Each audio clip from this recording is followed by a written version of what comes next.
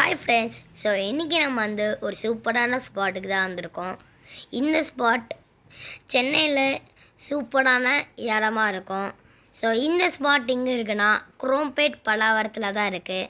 இது ஒரு airport view பாயிண்ட்டுன்னு எல்லாருமே சொல்லுவாங்க. ஆனால் இதில் ட்ரக்கிங் கூட நீங்கள் போகலாம், ஏன்னா இது அவ்வளோ சூப்பரான பிளேஸு. அண்ட் நாங்கள் வெவிக்கலில் தான் போயிருந்தோம். அண்ட் இங்கே பாருங்கள், இந்த இடத்துல ஃப்ளைட் டேக் ஆஃப் ஆகுது. நீங்கள் ஜாலியாக என்ஜாய் பண்ணலாம் உங்கள் ஃபேமிலியோட. அண்டு இந்த இடத்த நீங்கள் மஸ்ட் விசிட் பண்ணுங்கள், ஏன்னா ஒரு சூப்பரான இடம். ஏன்னா இந்த இடத்துல அவ்வளோ சூப்பராக இருக்கும் எல்லாமே. அண்ட் ஒரு பெஸ்ட்டு விசிட் பிளேஸாகவும் இது இருக்குது.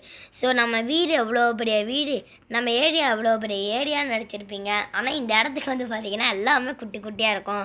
அண்டு நம்ம கடைக்கெலாம் போவோம்ல, சரவணா செல்வநத்திரம், போர்ட்டிஸ், ஜேகேஆர், இந்த மாதிரி நிறையா கடைலாம் போவோம்ல.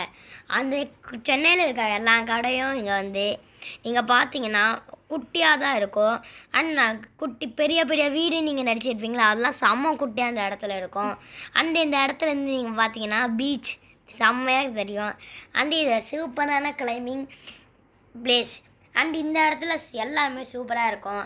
அண்ட் அது மட்டும் இல்லாமல் நீங்கள் இந்த இடத்த மஸ்ட் விசிட் பண்ணலாம். அண்ட் இந்த இடத்துல எல்லாமே சூப்பராக இருக்கும். அண்ட் ஒரு முக்கியமான விஷயம், எல்லாருக்கும் சென்ட் தாமஸ் மவுண்டன் தான் தெரியும். ஆனால் இது ஏர்போர்ட் வியூ பாயிண்ட். அதாவது நீங்கள் ஏர்போர்ட்டில் இருந்து ஃப்ளைட் டேக் ஆஃப் ஆகிறதா சூப்பராக அந்த இடத்துலேருந்து பார்க்கலாம். நாங்கள் ஒரு ஈவினிங் 5 o'clock போயிருந்தோம். நீங்களோட ஈவினிங் போனீங்கன்னா ஜாலியாக ஸ்பெண்ட் பண்ணலாம் உங்கள் ஃபேமிலியோட. அண்ட் இங்கே நிறையா பேர் வந்திருக்காங்க. அண்ட் இங்கே ஒரு குட்டியான கோயில் ஒன்று இருக்குதுன்னு சொல்லுவாங்க. ஸோ ஆனால் இந்த இடம் ஒரு பெஸ்ட் இடம். நானும் சொல்லுவேன், இது ஒரு சூப்பரான இடம். இது கரெக்டாக பல்லாவரம் சந்தை கிட்ட லொக்கேட் ஆகிருக்கும்.